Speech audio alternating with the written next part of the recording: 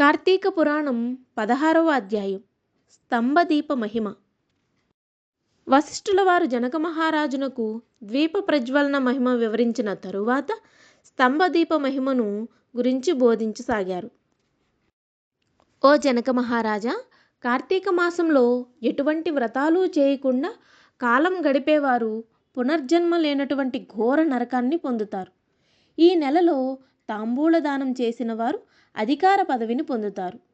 పాడ్యమి మొదలుకుని ఒక్కొక్క దీపం విష్ణువునకు ఉంచినట్లయితే పాప పరిహారం అయ్యి వైకుంఠం చేరుకుంటారు.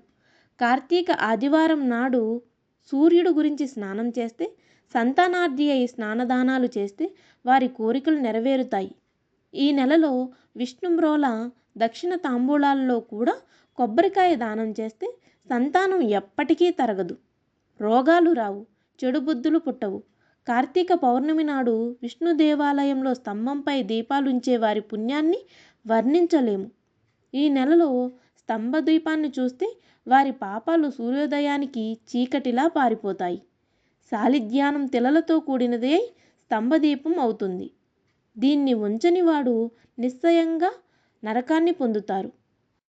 రాతి స్తంభాన్ని కానీ కొయ్య స్తంభాన్ని కానీ దేవాలయంలో స్తంభదీపాన్ని ఉంచిన వాడంటే శ్రీమన్నారాయణకి ఎంతో ఇష్టం. దీనికి సంబంధించిన ఇతిహాసం ఒకటి ఉంది, చెబుతాను విను. మతంగాశ్రమంలో ఉన్న విష్ణువాలయానికి మునులంతా కార్తీక వ్రతార్థం వచ్చారు. షోడశోప పూజలు చేసి ఒక్కొక్క ద్వారదీపమాలలు అర్పించారు. వారిలో ఒక ముని మిగిలిన వాళ్లతో, ఈ నెలలో శివుని వద్ద స్తంభదీపం పెడితే వైకుంఠం వస్తుంది, మనమంతా విష్ణుమ్రోల స్తంభదీపాన్ని ఉంచుదాం. ఈ పున్నమి సాయంకాలం స్తంభదీపం ఉంచడం శ్రీమన్నారాయణకి చాలా ఇష్టం అని చెప్పడం వలన మిగిలిన వారంతా అందుకొరకు ప్రయత్నించి కొమ్మలు లేచి ఒక మ్రోడును పాతారు. వాళ్ళంతా ఉత్సాహంతో నామస్మరణ చేస్తూ శాలిధ్యానం తెలలతో కూడిన నేతి పాత్రతో దీపాన్ని ఆ స్తంభం మీద ఉంచారు. తరువాత విష్ణు కథలు చెప్పుకుంటూ లోనికి వెళ్ళారు. వాళ్ళు పెద్ద ధ్వని వినిపించగానే ఏమిటోనని వెలుపలికి వచ్చారు. వారు నాటిన స్తంభం పడిపోయి దాని నుంచి ఒక పురుషుడు ముందటి దేహంతో కనిపించాడు. మునులు అతని వృత్తాంతం అడిగారు. దీపస్తంభం వృత్తాంతం. ఆ పురుషుడు ఆనందంతో వారందరికీ సాష్టాంగ నమస్కారములు చేసి, ఓ పుణ్యాత్ములారా, నేనొక బ్రాహ్మణుడు అయిన రాజసేవకుడును. ధనాన్ని రాజ్యాన్ని రక్షించడం నా పని.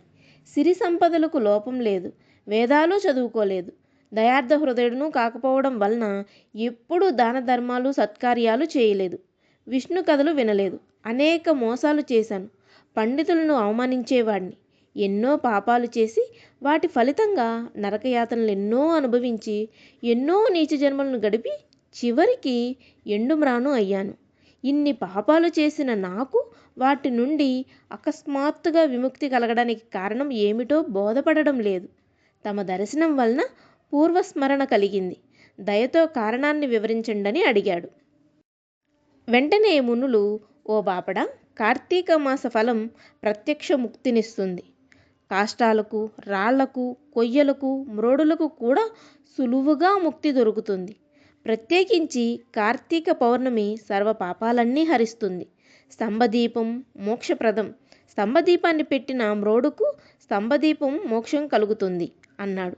అది విన్న ఆ పురుషుడు, ఓ మునులారా, ఎంతో దుర్లభమైన ముక్తి నాకే విధంగా కలిగింది? కర్మబంధాలు కలపడానికి, కర్మబంధాలు తొలగిపోవడానికి కారణం ఏమిటి? మోక్ష సాధనమైన జ్ఞానం ఏ విధంగా కలుగుతుంది? దయతో నాకు బోధించండి అని ప్రార్థించాడు. అతని కోరిక మన్నించి సర్వజ్ఞుడైన ఒక ముని అతని ప్రశ్నలకు సమాధానం చెప్పనారంభించాడు. ఇది శ్రీ స్కాంద పురాణాంతర్గత కార్తీక మహత్యమందలి 16వ అధ్యాయం సంపూర్ణం.